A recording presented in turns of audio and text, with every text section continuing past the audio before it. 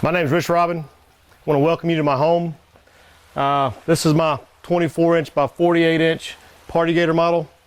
I'm going to show you guys what I do when I'm at home, just casually, generally what I do when I cook. I'm going to involve a little pit maintenance that I do on my pits before I fire them up. I recommend everybody do this with their gator pits. I'm going to show you how I start my fire, how I put my wood in there to get that going as well. So a little fire management. I'm going to show you how I set my pit as far as my stack dampers and my air intake vents. And I'm going to show you how I do a little cleaning in here between my cooks. I've already cleaned the ash out of my firebox. All right, first thing I'm going to do is I'm going to open up my door lid and I'm going to kind of clean my grates off. Keep it simple. I'm not one to make things difficult. Just a good old wire brush. I'll do the job. You don't need to take it out and go pressure spraying it and getting all nasty unless the grates are just really thicked up with gunk. But they shouldn't be that way to begin with if you're doing what I'm doing on a regular basis.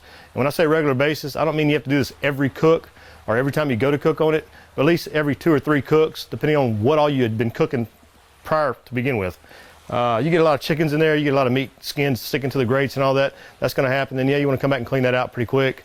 But after you've cooked on it and you take all your meat out, if you don't have a lot of gunk built up in there, there's no point in cleaning it out at that moment. You can do what I'm doing right now, and that is just simply brush everything off. The pit's cold. I haven't built a fire into it yet. It is cold. And I'm simply just going to use, on the back of this, it's got a little metal blade here. I'm just going to use that to kind of scrape the grate. Just keeping it simple.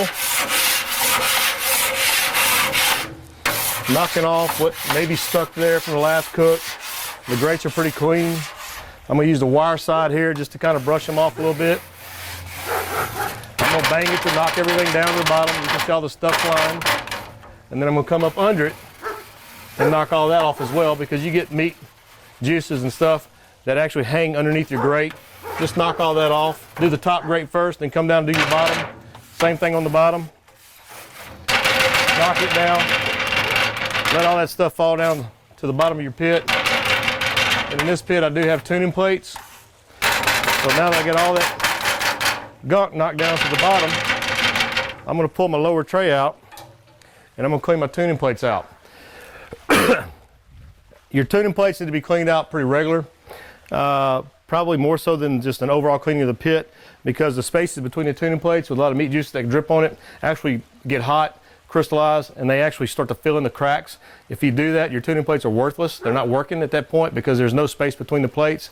And mine is getting to that point, so I'm gonna go ahead and just kind of clean that out as well. All right, got my pit all spit shined, got my inside cleaned out, WD-40'd my outside, sprayed it on there liberally, thinned it out with a cloth rag, cotton rag, cleaned my stainless steel shelf. We're ready to build a fire and get this thing going. You're going to see how my pit runs across the 4-foot main chamber, 2 foot deep, 4 foot long. I got 3 gauges in here. I can pretty much guarantee you that after I get this thing running a consistent temperature, you're going to see all 3 of these gauges running dead even. I've got the pit tuned to run dead even across it. That's the way I like it. That way it minimizes me shuffling meat around, rotating meat, worrying about one side burning hotter than the other, and flip-flopping my meat around. I'm going to put my meat on it. I'm going to let it go for probably 2 hours before I even check it. After about 2 hours, I'll open up the door and see where we're at. By that time, most of my chickens are probably going to be close to being done, if not done. My ribs, I'll be probably 3/4 of the way done. They're baby back, so they're not going to take long. All right, there's a couple things I want to point out that I have on my pit. I've got down here, that I did mention earlier, I've got down here a 2-inch ball valve grease drain. It's a 1/4 turn on a big handle. It's easy to open my drain up. It's a big drain, being 2 inches. It allows all the juices to drip out of there during my cook. It minimizes the buildup inside the belly of the pit, which is one of the reasons why I don't need to clean the belly of my pit out right now. It just doesn't have a lot of buildup gunk down there. Why? Because when it's hot, juices are wet, they're dripping out my drain and they're going in my bucket. Now what I have over here, I bought a little paint can bucket, okay? And I like to put a paper towel in there.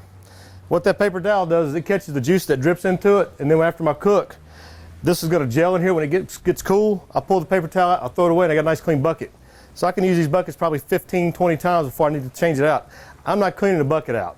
This thing only costs like $1.99. If I get 10, 15 cooks out of it using a paper towel, I'll throw it away, go buy me another $1.99 bucket and hang it back on my valve here from a pit grease drain.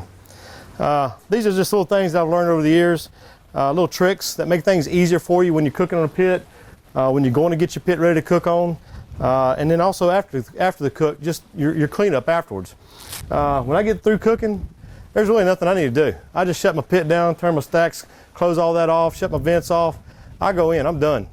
I'll come back probably in a day or two and clean the ash out of my firebox. Like I said earlier, you don't want to leave that ash in there. But that's all I'm going to do. And then I'm going to come back the next time I cook and do exactly what you're seeing in this video right now. I'm just going to clean my grates, brush off my tuning plates. I'll probably clean the belly of my pit out next time. And I may or may not oil it back down on the outside like I did just now. Again, I don't do this WD-40 on the outside every time I cook. I do it probably, I don't know, 2-3 times a year is all I do. This pit now is going on 7 months old. Again, I use it on average 8 times a month. It's turned out a lot of meat. It's been cooked on a lot. It's had a big fire in it a lot of times. And it looks brand spanking damn new. I don't have any rusting going on with it. My firebox is nice and clean. It's got a flat square top. You don't see it rusted or bubbled up with the heat from the firebox either. That is a 1/4-inch thick steel plate I put up there. That also helps insulate my firebox. So basically I have a half insulated firebox because the top of it is double walled with 1/4-inch thick steel. And you notice it's also folded over in the sides and the back, and it's welded on the end caps as well. And that air space between those 2 1/4-inch pieces of steel actually serves as an insulation. So you're going to see I'm going to get a longer burn time. I'm not going to tend my firebox a whole lot. This pit, I can go 2.5 to 3 hours off my initial fire and never have to touch my firebox. And you'll see that in the video. I'm going to do some time stamping on it. I'm going to tell you, how long it's been since I've checked my meat, how long it's been since I checked my fire, added logs to it. I'm going to give you a time on that. I'm going to tell you, I'm firing the pit up now, which we're fixing to do. I'm going to give that time, and then that way you'll know what time I put the meat on. This pit will be up and ready to cook in about 30-45 minutes at most. It's a beautiful day to cook today. I think we're running probably in the 70s right now, temperature-wise. A little breezy, probably 10-15 mile-an-hour winds. I've got the winds blowing into my stack area right here. I don't think it's going to be significant enough that it's going to cause me some reverse or backflow issues. I'm not even worried about it. I've cooked in this weather before. I've cooked with the wind blowing this way before. I'm not worried about having to turn my pit a different direction. But hey, if that happens and I get a lot more wind blowing in here than I do pressure coming out, guess what? I'll just reposition my pit a little bit, maybe cock it this way a foot, and that solves that problem. Those are things that you're going to have to learn with experience from cooking, is how to cook in certain conditions. And that takes experience. That takes years of experience. You want to be a pit master? Cook on your pit. Don't blame the pit. Blame the cook. Because it's going to be you that turns out the bad barbecue, not the pit you're cooking on. Got my big old firebox over here. I got my stainless steel handles on here. I don't use wood on my pits. Wood rots. I don't care what kind of wood you're using. It's going to rot. It's going to break off, and you're left with no handle. And then what are you doing? You're trying to find somehow or some way to put a new handle on it. And you can bring it to somebody like me, and we're going to charge you X amount of dollars to cut off the old handle mounts and put in something like this that you never have to worry about replacing. These are stainless steel, cool touch handles. They don't rot, they don't crack, they don't break, they won't come off. They're going to be here as long as you have your pit. You'll never ever have to replace a Gator Pit handle. We use these handles on all of our door lids, our firebox doors and our top lids. You can even opt and have them on your air vent. I have one on mine. This is a Texas cutout air vent. Pretty damn cool, if I say so myself. And it slides left and right. 1/4-inch thick steel. We got fully flanged doors here. My fireboxes don't leak smoke or heat. They don't come out here and go everywhere over here. Everything goes inside there. I've got my heavy duty firebox grate in here. You can see that. And you can tell it's well used. It still looks good, it still looks great.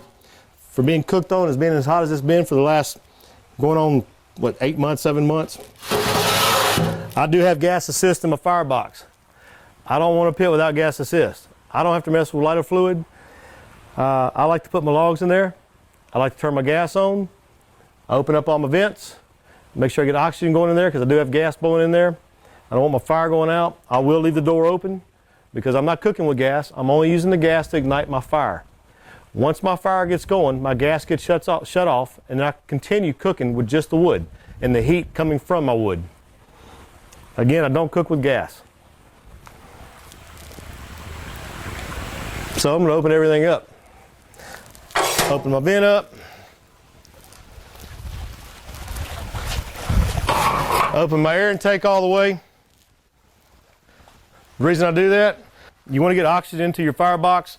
You want to get a good clean burning fire. You want that heat and that smoke pulled into the main chamber. Well, what do you think pulls that heat and smoke into the main chamber?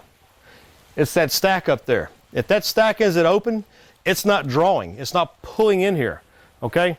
So when that stack is open all the way, you're getting maximum airflow through your vent here, oxygen pulled into your fire, going into your firebox, keeping that fire burning, clean burning, wood burning.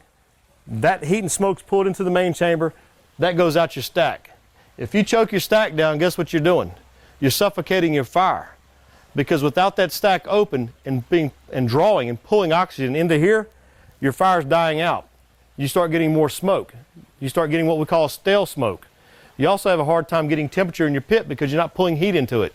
You just stopped everything up. It's like throwing a roll of toilet paper in your toilet and flushing it. It just isn't going to flush down there. It's not going to happen. Water's not going to get out of there. It's going to overflow. Well, guess what? You're going to start seeing smoke come out in every little crevice it can find to get out of your pit because you choked it down. You blocked it. Don't do that. At least not on a Gator pit. I'm not speaking about other pits. I'm talking about my pits, my Gator pits. The way I've designed them is to leave your stack open, leave your air intake vent open. I don't care if it's the smallest pit I make or if it's the largest pit I make. That holds true in all of them. Stack open, air vent open. Control the temperature in your main chamber by fire management. It's all about fire management. If you learn how to manage a fire, your cooking in a Gator pit is going to be so easy, you're going to wonder how the hell you cooked on anything else. It's that simple once you learn all these simple little tasks or little tricks of cooking on a smoker. And when I say smoker, again, I'm referring to Gator pit smokers. I'm not talking about any other pit out there. I don't compare my pits to anything else out there. Those are different designs. They're different construction. They don't function the way a Gator pit does. I'm talking about a Gator pit here. I'm talking about what Ritch, me, designed to cook the way it's intended to cook, and that's to make your job a lot easier. So what I'm going to do is I'm going to put some logs in here. I'm going to turn my gas on, get my fire going. Okay, I've got my wood in here. Let me just show what I did. I've got what I call real logs. These aren't the little bags of wood that you're going to buy, chips, or little small chunks you're going to buy in the retail stores. I mean, you can use those, but being that they're so small, they're going to burn up pretty quick, and they're not going to put out any heat because they're just so small. I use real wood, real logs, cut and seasoned woods, hickory wood. It was cut at least a year ago. Me and my mom cut it down at the farm, and if you notice, I'll leave bark on. I don't care about bark. I'll leave the bark on it. I put it in there. I put me 2 big logs like this, lengthwise that way, one on each side, and I come back with the split, and I'll cross it like this. Just kind of like a good old Boy Scout fire. If anybody's ever been to Boy Scouts, or at least that's what I call it. You just you want to cross them because you want to get oxygen in there. You don't want all the logs stacked like this side by side. You don't want them like this and just stacking them up. You've got to get oxygen in between all this. If you don't, they won't light. They'll just smolder and they won't put out any heat. You've got to get some air between them and some oxygen and let them ignite, and off of their own ignition, off their own fire, they will keep each other lit and give you a good clean burning fire, not smoke. So that's what I got. I got a stick lighter. I mentioned earlier I have gas in here. This is how easy it is to light my firebox. 500,000 BTUs of propane burning in there. Crank it up, gets louder.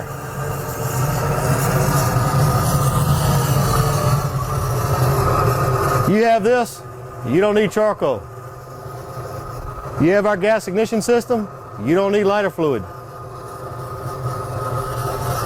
I'm gonna leave that open like that. All right, time right now is 12:51. I just ignited my fire at 12:51. A handy tool to have at your Gator Pit is a fire poker that we make.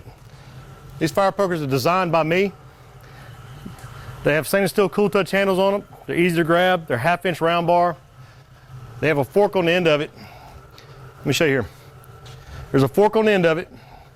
Goes straight across, and we cross another one over it, and we cut them. Make little points on them. I do this because it allows you to actually stoke your fire. When you push it into a piece of wood, you twist it, it's actually going to flip your wood. If you need to grab a piece of wood and pull it towards you, that's what this back here is for. You stick it in, turn sideways. You stick it in, you hook the piece of wood, and it comes out with you. You can move it around in your firebox exactly where you want it. You need to push it, you push it. You need to flip it, you actually stick it on the end or stick underneath it, and when you do that, the whole log flips over. Again, Gator Pit designed by Ritch, by me. Goes back to years of experience. Been playing with fire since I can remember. Stainless steel handles, don't rust. Nice tool to have. When you order these, we actually put a hanger on the back of your pit. Actually stores in the back of your pit. You got somewhere to put it. We have an Ash Rake that comes with it as well. Got a really good fire going right now.